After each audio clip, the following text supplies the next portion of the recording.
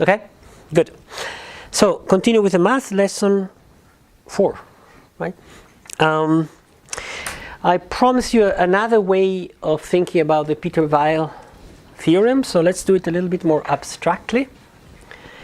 It's the same thing, but said in a different way, and you'll see how it makes things easier than to use this other language.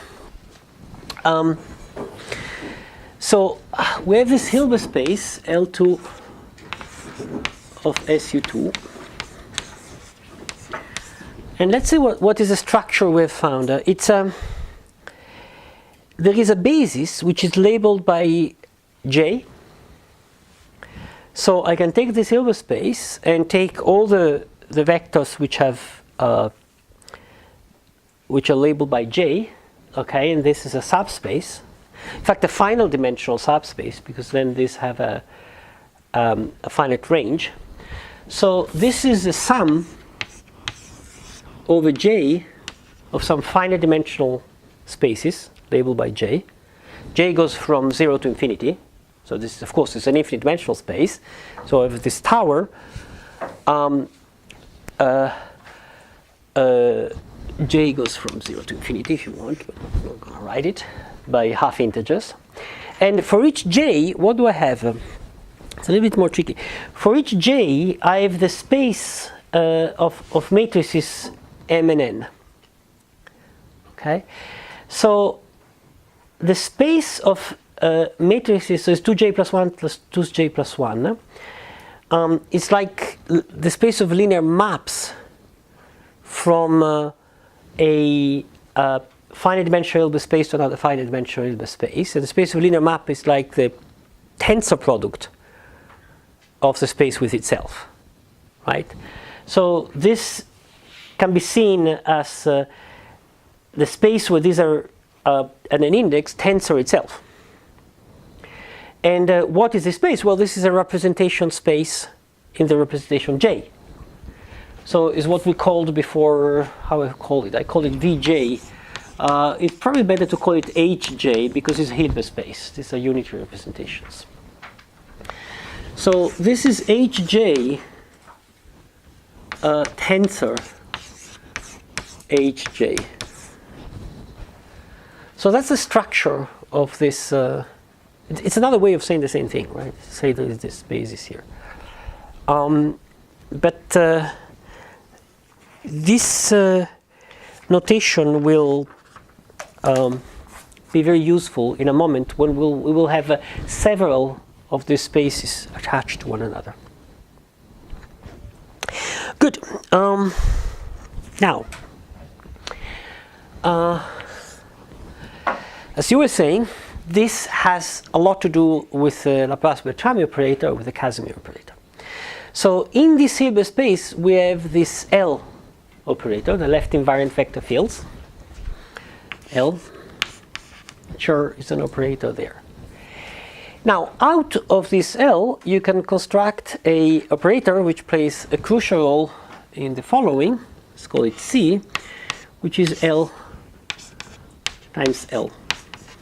So L1 square plus L2 square plus L3 square, right? So this is like the Laplacian, dx square plus dy square plus dz square, but not on a flat space, on this curved manifold, which is SU2.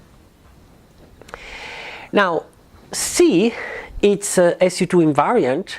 Okay, this transform under SU2 on the right, on the left, they definitely transform into SU2. They're vector, they have an index, so they rotate when you rotate. This doesn't, it's SU2 invariant. And its eigenspaces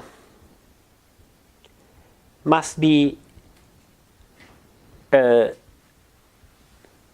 must transform among themselves in under the representation of SU2, and that's exactly what is going on here. You see, you're taking this space and you're breaking it in eigenspace corresponding to a different representation of SU2, where this which transform themselves, and this is an invariant operator. Now, I'm not going to do the math. Maybe you remember the Schur lemma, an operator which commute with the action of the group in an irreducible representation should be a multiple of the identity. So this is the identity on each of these J subspaces. And in fact, on each of these J subspaces, it is it sends the subspace into itself, multiplied by a number, and this number is the J plus 1. It's the famous eigenvalue of the total angular momentum.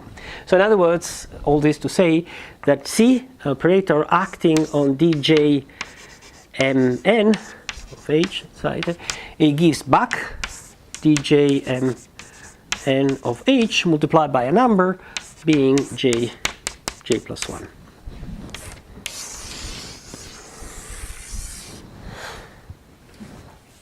In other words, this basis diagonalizes C, and the eigenvalue is j plus 1. Okay?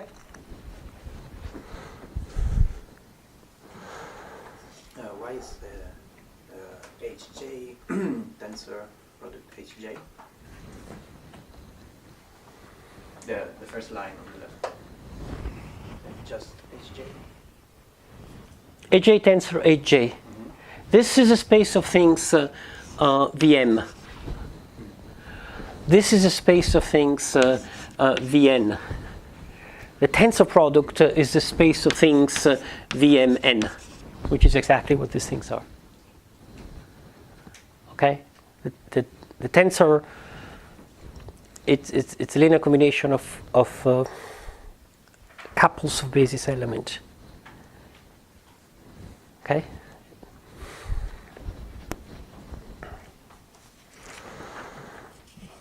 Okay.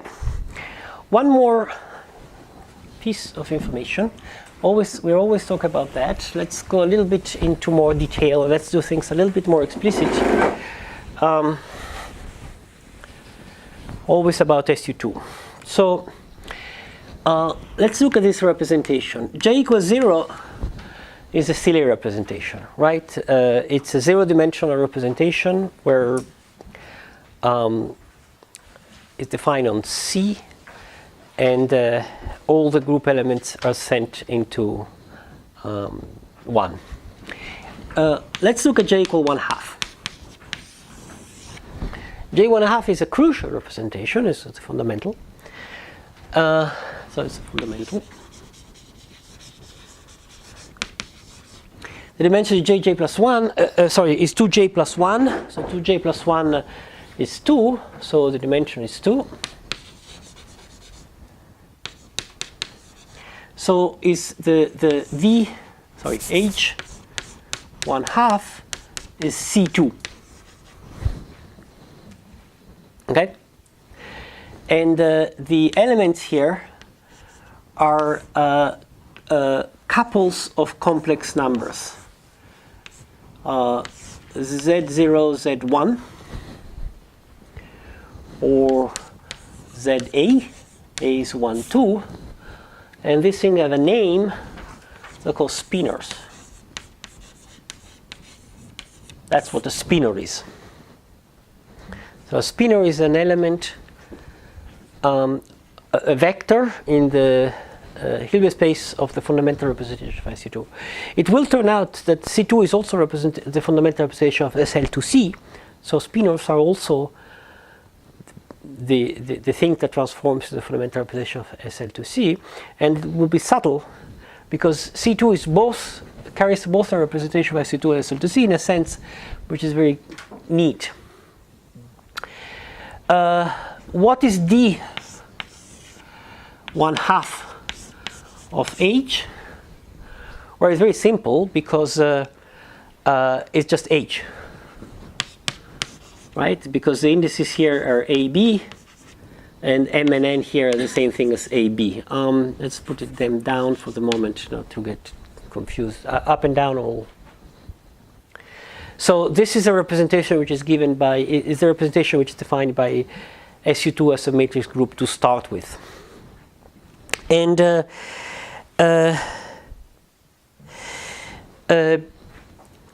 this is a Hilbert space.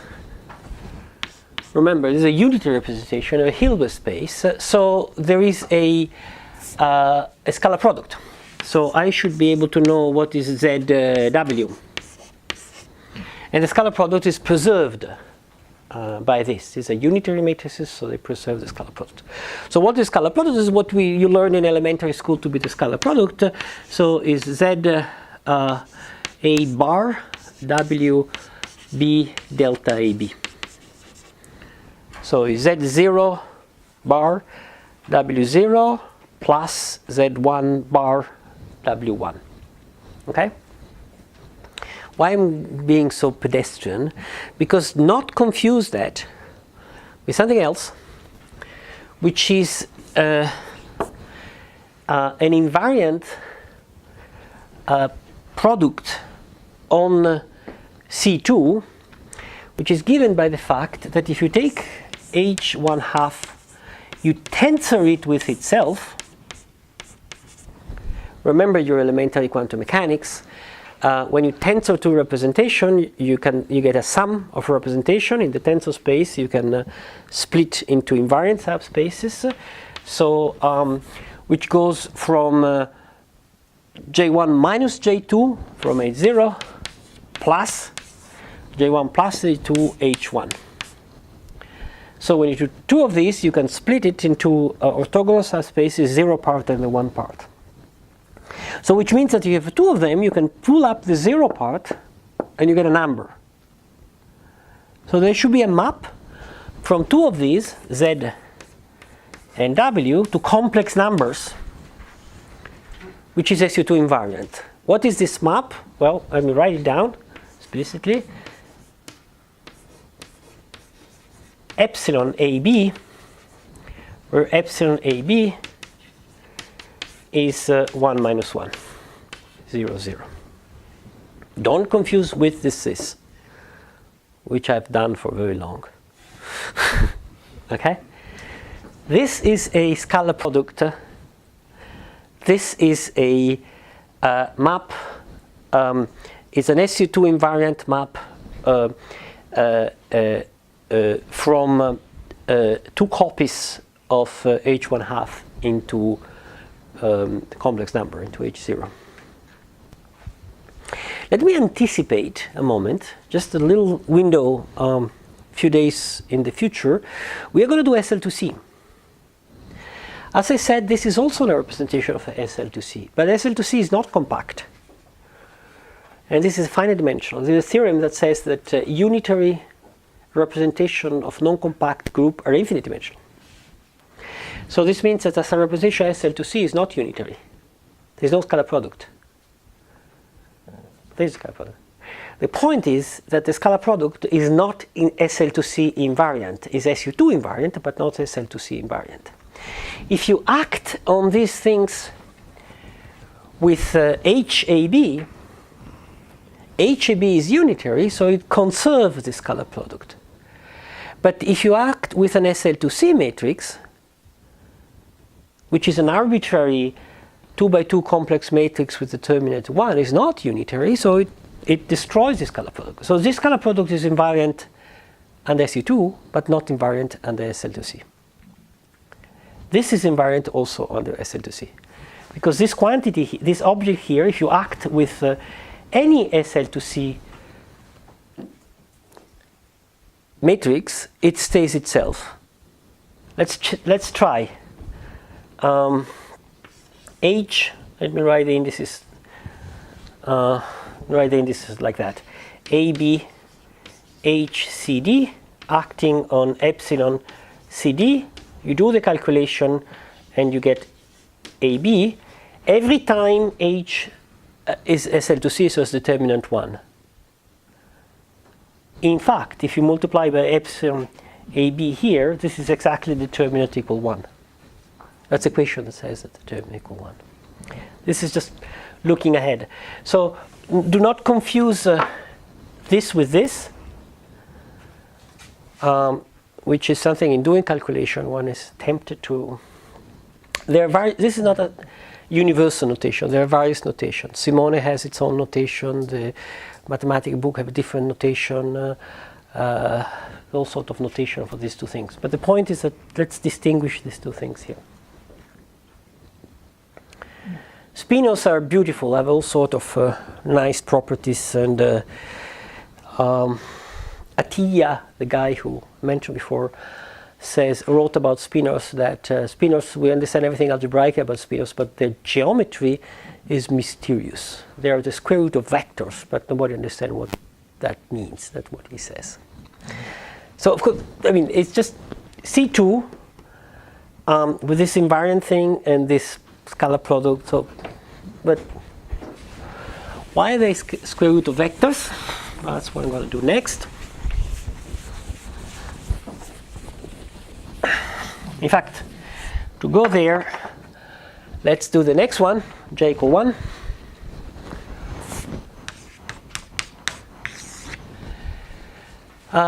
J equal 1 is a three-dimensional and is the good old three-dimensional Euclidean space that you all know. Okay, given SU2, you can write an SO3 matrix that rotates, so you can rotate every vector, they transform into themselves. So usually this is R3, and the vectors are usually written in the basics VI, I being 1, 2, 3, and we all know about them. What creates confusion horrendously is that this basis is not the MN basis, the usual MN basis. The usual MN basis is a combination of V1, V2, V3. And in fact, how does it work? V0 is V3, V minus 1 is V1 plus I V2, and V plus 1 is V1, maybe minus here, plus here by V2, something like that. Harmonics here. Huh? Spherical harmonics. Yeah, yeah. In fact, these are the these are the eigenvector of LZ. The spherical harmonics, so the eigenvector of LZ, exactly. Now, I just said that if you take the tensor product of two spinors, you can decompose it in the invariant part, in an invariant part and in a spin 1 part. So let's do it. I have ZA WB, the set of these couples here, and I can split it in two parts. So one part is just this number, whoops, this number here. So ZAWB epsilon AB. This is a single number. When I transform this with SU2, this is invariant, so it's in J, it's a number. And what about, so this is a spin 0. What about the spin 1, ZAWB?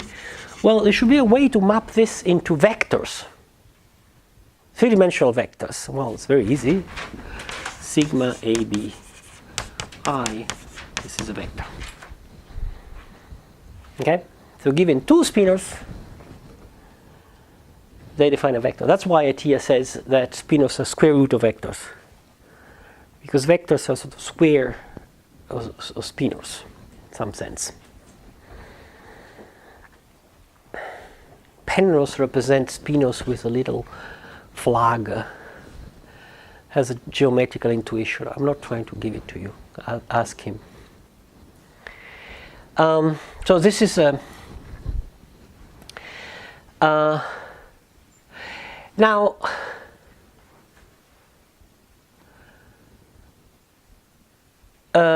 of course we could also, instead of staying this basis, represent write the spin 1 representation as an object Z with two indices, A1, A2, which are antisymmetric. So I take two of these, which are symmetric.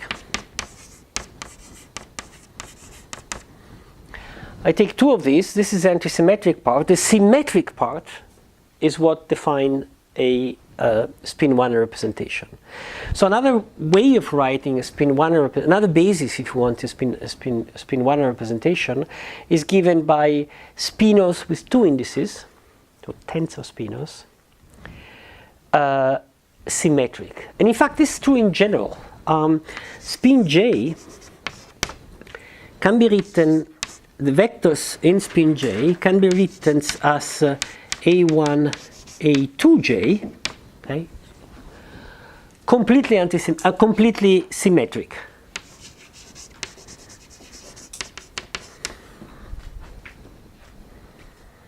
You can write a spinor, something with the index I here, and representation J. You have A1, A2J, and you symmetrize.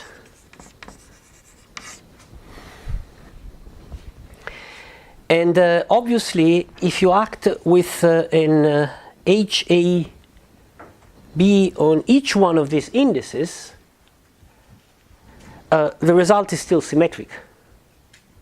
So the space of symmetric things transform into themselves, therefore they form a representation and is irreducible by fact that is spin J. So in fact, one could just work with these things here all the time. It's just not convenient, and that's not the way they're written. When we started doing quantum gravity, we were only working with things like that, before realizing that it's better to go to the M basis and use what everybody else does in SU2. We're getting close to the end.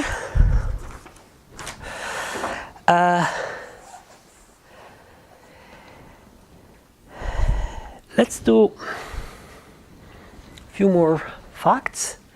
One more fact about this tensor representations, and then intertwiners. And then we're done with the math and we can go to physics. So two more topics.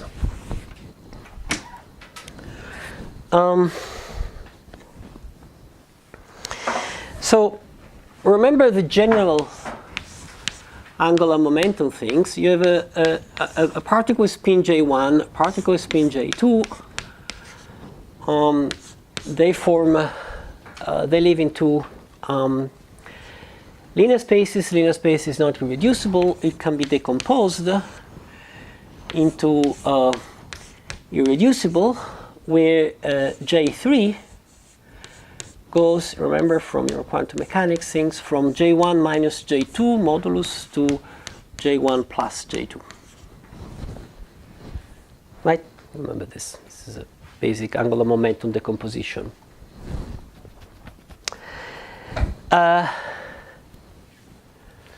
So this means that in the tensor product of J1 and J2, there is J3, which take this value here. So let's write explicitly J3 is more than J1 plus J2 and is or equal, and less or equal J1 plus J2. These are called the Clebsch-Gordon condition between three spins. It's called Clebsch-Gordon. Clebsch-Gordon, otherwise I misspell it. Clebsch-Gordon condition. So every time you have three spins that satisfy this and J1 plus J2 plus J3 is even, each one sits in the decomposition of the other two. So that's a condition for three spins for one to sit in the composition of the other two, which is the same thing as saying that Hj1 tensor Hj2 tensor Hj3, the tensor product of all this contains J0. So there is an invariant part different from 0. Let's do it in this notation here and see how all this becomes much simpler. You have an object with 2j 2j1 indices. You have an object with 2j2 indices, and you have an object with 2j3 indices. You can write something invariant only if you can close the indices with epsilons and do it completely.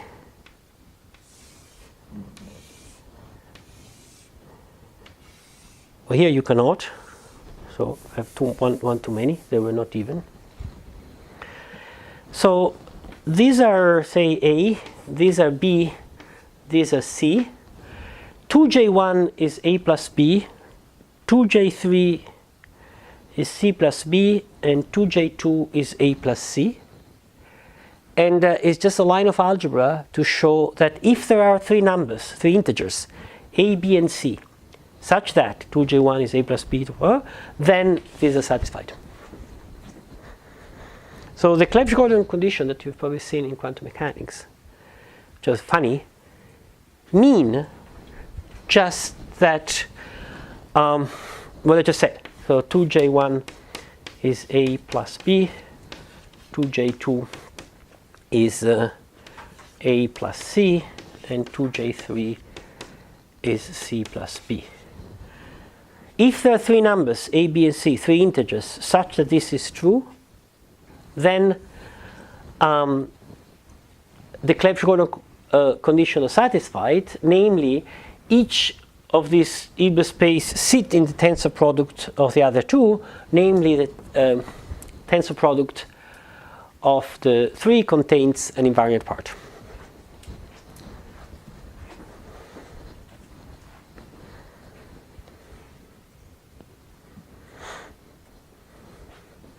Which means, if you want, that in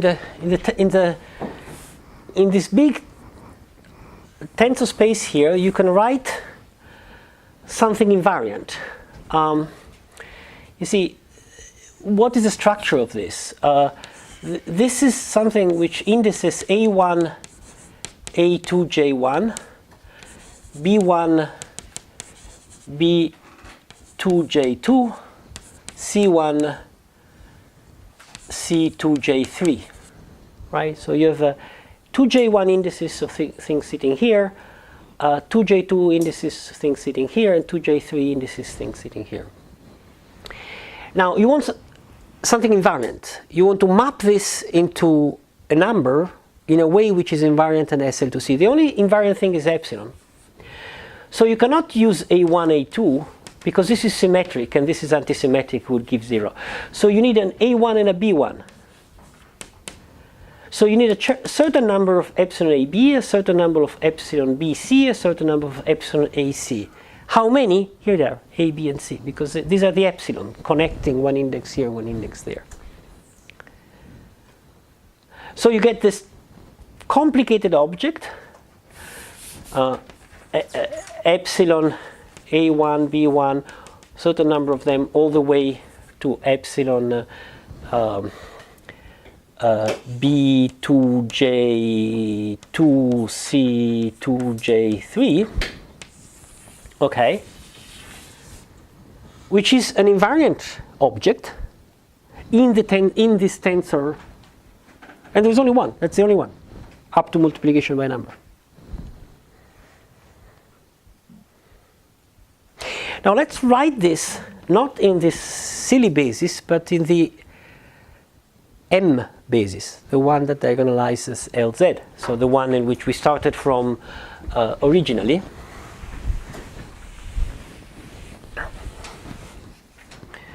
So in this space HJ1 tensor HJ2 tensor HJ3, there is an object, let's write explicitly, with indices M1, M2, M3, which is invariant. Let's write explicitly what it means. It means that dj1 m1 n1 of H, dj2 m2 n2 of the same H, dj3 m3 n3 of the same H, acting on I m1 m2 m3 gives back itself n1 n2 n3. So it's invariant. This is called an intertwiner. It plays a big role as an intertwiner. And this thing, or a 3J Wigner symbol. It's also another name, funny name. 3J Wigner symbol. Okay? And the standard notation is this one. You have to say which representation you're looking at and the indexes. This is that, the same object, written in a different notation. And you go to Mathematica and they give them to you explicitly, and it's called 3 Wigner D, I forgot. So you look at Mathematica and you take Wigner 3J symbols. You give J1, J2, J3 half integers, and 1, M2, M3 half integers. If you put into Mathematica 3J's that do not satisfy this condition here, Mathematica says, what have you done is wrong. Okay?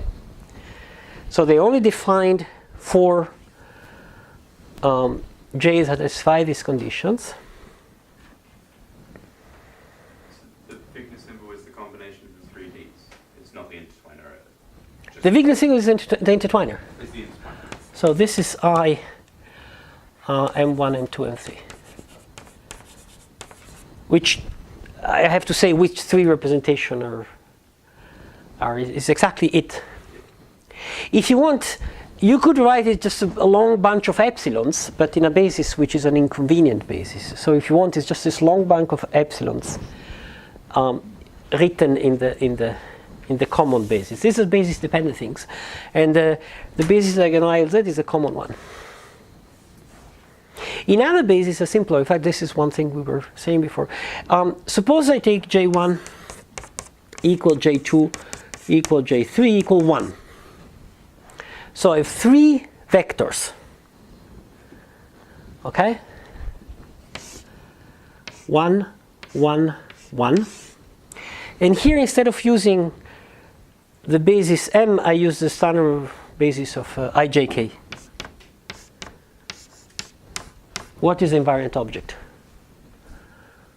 What is the only invariant things with 3 vector indices?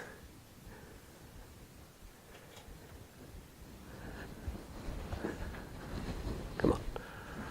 You have 3 vectors, give me an invariant number, which doesn't change if epsilon ijk.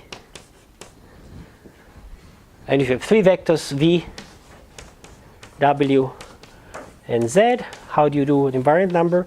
Vi, Vj, Wj, Zk, epsilon ijk, which is the thing that you write V vector W scalar Z. The invariant triple product. So what is it? This is a mapping of representation 1, tensor representation 1, tensor representation 1 into representation 0. So it's the invariant part of the product of 3 representation 1. Good. I'm actually finishing in time with the last topic. Yes. Great. So last topic. This notion of intertwiners is more general than this one, and it's going to play a key role in quantum gravity. In fact, intertwiners is what we work with a lot. But we will need not intertwiners between 3 representation, but intertwiner between 4 representation. So let's have J1, tensor J2, tensor J3, tensor J4. That's the last topic of the day. So this is a space of object. If you want object V with indices M1, M2, M3, M4, and I want the invariant part. So I want the objects that when I act with the representation matrices remain themselves. Satisfy this equation here, but not with 3, with 4. And I call these objects intertwiners.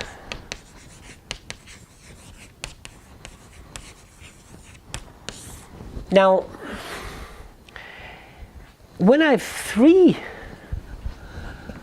I hope I convince you, but it's a theorem, you have just one possible intertwiner between 3 representations. But when I have 4, I have more in general. In fact, I have a linear space of this, but a finite dimensional linear space of them. And the simplest way is, let me just build it for you. One, and you will see.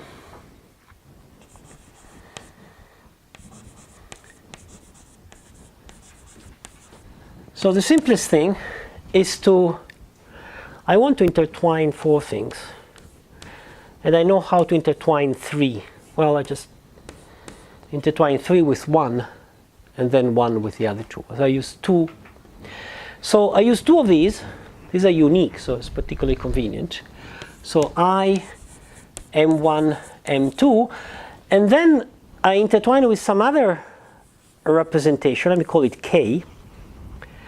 So M in some representation K, and then with itself M, M3, M4, and I have to contract these 2 indices. But I know how to contract these 2 indices, and I have to contract how? By gluing this representation together. So it's a Hj tensor Hj, the invariant part of this. So there will be some M prime, some matrix. I'll write this matrix explicit in a moment. But I can choose the representation I want here. So this is a representation J1, this is a representation J2, this is a representation J3, this is a representation J4. I can choose the representation I want. Well, not really what I want, because I have the Clebsch-Gordon conditions on both sides. So I have a certain possible range of representation that I can put here. And each one of these these ranges here, so this will be in some representation K, here the same, will give me one of these. And any linear combination of these is going to be an intertwiner. So for instance, suppose I have 1/2, 1/2, 1/2, 1/2. So here I have 1/2, 1/2. Here can only be 0 or 1, because the angular momentum 1/2 times 1/2, only 0 and 1. So I've only the general intertwiner will be a linear combination of this with 0 plus this with 1. Where here I have 0, namely I'm contracting this with this with this with nothing here, and here I'm contracting 1/2, 1/2, 1, which is exactly what the Pauli matrix has done. 1/2, 1/2, 1. So I have 2 Pauli matrices attached to one another. And I have you see a space with 2 dimensions of intertwiners. So this space here, which is the space of these intertwiners, is finite dimensional. It can be worked out explicitly. It's boring when you do the actual calculation, but somebody has spent time doing this actual calculation. But it can be written explicitly, and it's called the intertwiner space. So it's called sometimes just the H, J1, J2, J3, J4, and the elements here are the intertwiners. And I can use as a basis here the representation in which I split things, right? The representation I put in between. You will see why this is important, and you will see why this comes in quantum gravity calculations.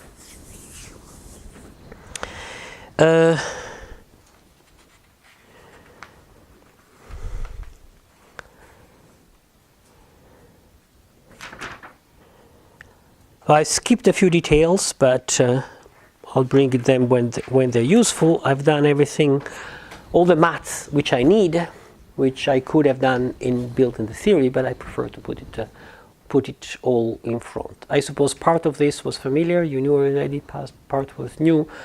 Now you will see how in the theory it comes in, but I would not spend more time with the math. So tomorrow I'll just start building the theory. And the way we build the theory is not by sort of deriving from a classical action. I will just give you the definition of the theory slowly. And you'll see how all this comes in.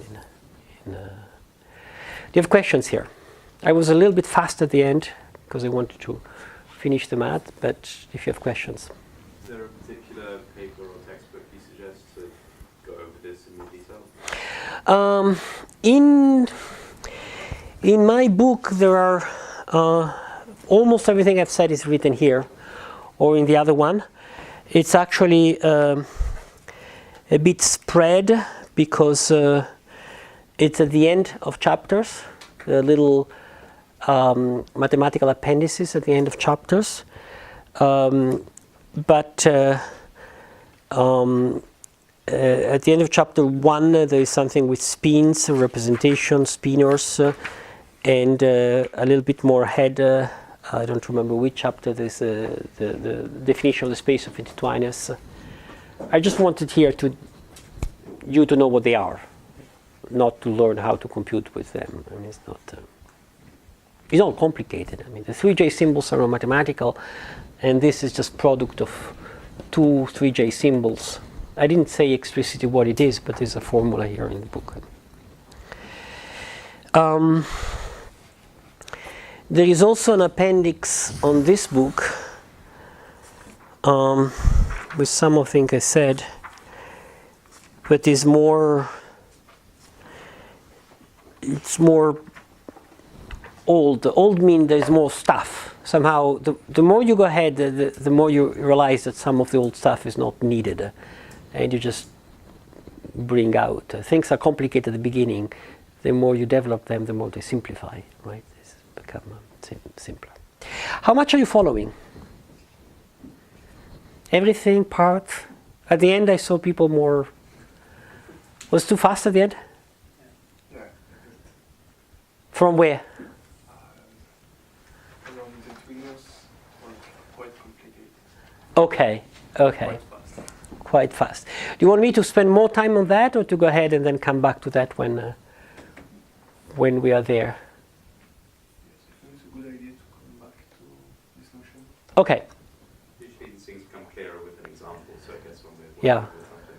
that's true. When you see it working, it's not complicated. It's just playing with the representations of SU2 and the way you tensor them and put them together. Good. Thank you very much. See you tomorrow.